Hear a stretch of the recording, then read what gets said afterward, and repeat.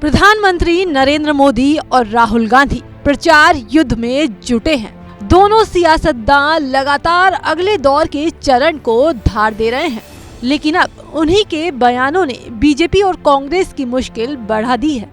दरअसल पीएम मोदी और राहुल गांधी की स्पीच पर चुनाव आयोग ने बड़ा संज्ञान लिया है।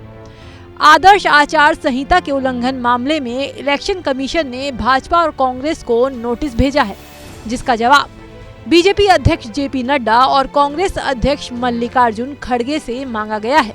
29 अप्रैल को सुबह 11 बजे तक दोनों पार्टी प्रमुखों को जवाब दाखिल करने के निर्देश दिए गए हैं।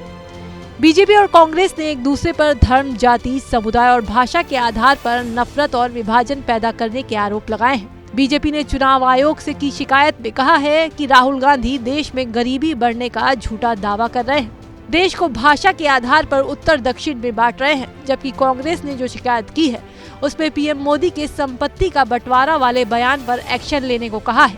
देंगे। और पहले जब उनकी सरकार थी उन्होंने कहा था कि देश की संपत्ति पर पहला अधिकार मुसलमानों का है। इसका मतलब ये संपत्ति इकट्ठी करके किसको बांटेंगे? जिनके ज्यादा बच्चे हैं उनको बांटेंगे। नरेंद्र मोदी जी ने पूरा का पूरा फोकस 22 लोगों पे किया है, 22-25 लोगों पे किया है। आज की सच्चाई है कि 22 लोगों के पास उतना धन है जितना 70 करोड़ लोगों के पास है। गरीबी का यह भी कारण है कि नरेंद्र मोदी जी ने सारा का सारा धन कॉन्सेंट्रेट कर दिया है, 20-25 लोगों को पकड़ा दिया है। दोनों पार्टियों की शिकायतों का चुनाव आयोग ने संज्ञान ले लिया है। उसका कहना है कि राजनीतिक दलों को अपने उम्मीदवारों और स्टार प्रचारकों के आचरण की पूरी जिम्मेदारी लेनी होगी।